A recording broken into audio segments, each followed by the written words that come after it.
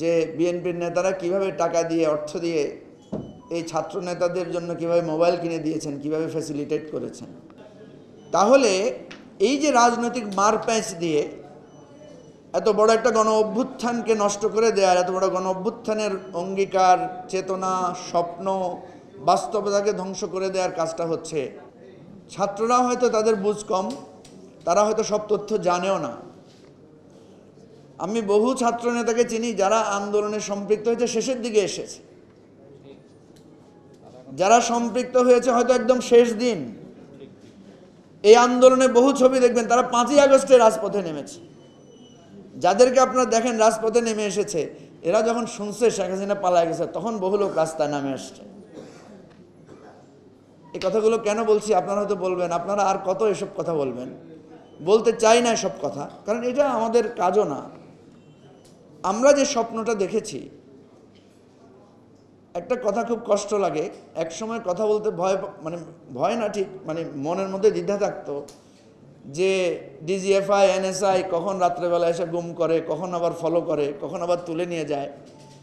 এখন কথা বলতে ভয় লাগে যে কোনটা বললে না জানি ইউনূস সাহেব রাগ করে, কোনটা না বললে জানি বিএনপি রাগ করে। একটা ঝামেলার মধ্যে আছি। আমরা যারা মধ্যপন্থে আছি তাদের জন্য মহাবিপদ। কারণ আমরা দেখতে পাচ্ছি এত বড় একটা বিজয়ের পরে আমাদের সকলের মধ্যে একটা অস্থিরতা কাজ করছে। আমরা চেষ্টা করছি এই অস্থিরতা দূর করার জন্য, এবং এই অস্থিরতা যদি দূর করা না যায় তাহলে আমরা গণ অভ্যুত্থানের ফসল কেউ ঘরে তুলতে পারবো না। আমি প্রফেসর ইউনূসকে যতটুকু পড়েছি, উনি আমার শিক্ষক, সরাসরি না, আমার বিশ্ববিদ্যালয়ের শিক্ষক। যতটুকু পড়েছি উনি অ্যাজ এ সিম্বল আমাদেরকে হেল্প করতে পারবেন, কিন্তু আমাদের যে ক্রাইসিস এটা উনি খুব ভালো করে হ্যান্ডেল করতে আমার ধারণা উনি পারবেন না। এটা আমার উপরে কেউ রাগ করলেও কিছু করার নাই, এটা আমার স্পষ্ট আমার ধারণা। এখন আমাদের কাছে কোনো বিকল্প আছে কি না? যদি বিকল্প না থাকে, দেখবেন আমাদের অনেক ড্রাইভার যারা আছে এখানে, যারা আছেন যাদের ড্রাইভারের উপর অসন্তুষ্ট, কিন্তু ড্রাইভারকে ছাড়তে পারি না আমরা, কারণ আমার কাছে আর বিকল্প আর একটা ড্রাইভার খুঁজে পাবো না। তো সুতরাং আমাদের চাওয়া এবং পাওয়া এবং বিশ্লেষণটা আমি খুব গুরুত্ব দিয়ে মনে করি, এখানে জাতীয় নেতৃবৃন্দ আছেন বলে বলছি, যে আমরা যে প্রত্যাশাটা চাই ওনার কাছে, যে আশাটা আমরা চাই। আমি খুব একটু আগে সাইফুল হক ভাই আর ইসমাইল জবিউল্লাহ ভাইকে বলছিলাম, প্রফেসর ইউনূসের কাছে যদি আজকে ফ্রান্স থেকে 4 জন আর্টিস্ট আসে নাম করা, দেখবেন উনি ওদের সাথে 1 ঘন্টা সময় দিবেন কথা বলার জন্য।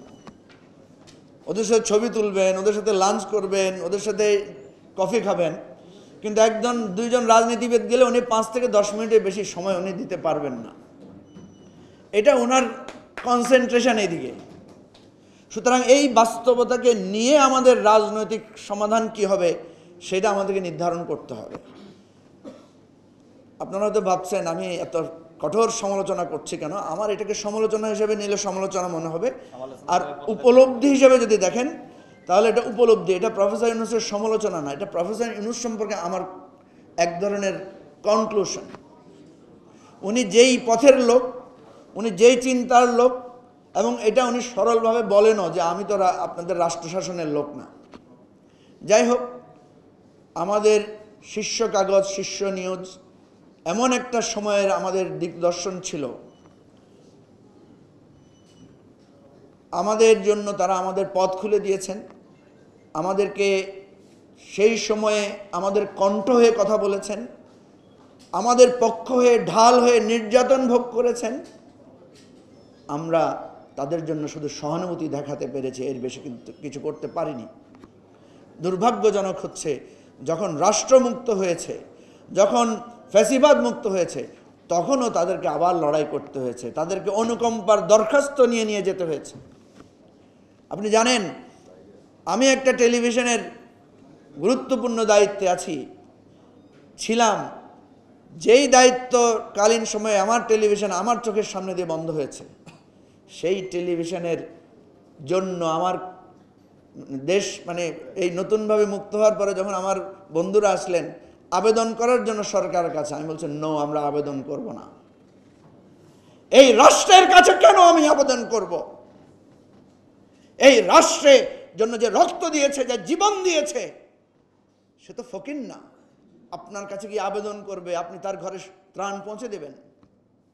আজকে প্রত্যেকের এই যে কথা বলা, এই যে ক্ষমতা, এই যে গাড়িতে পতাকা উঠানো, সেগুলোর পিছনে কি শীর্ষ নিউজের অবদান নাই? সেগুলোর পিছনে কি সকলের তিল তিল করে শ্রম নাই? রাষ্ট্রের উচিত ছিল কাছে এসে ক্ষমা চেয়ে লাইসেন্স ফিরিয়ে দেয়া, ক্ষতিপূরণ দেয়া।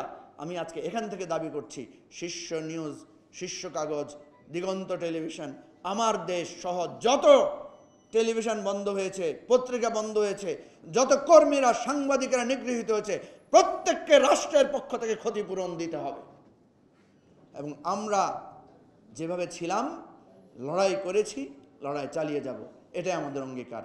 সবাইকে ধন্যবাদ। আসসালামু আলাইকুম।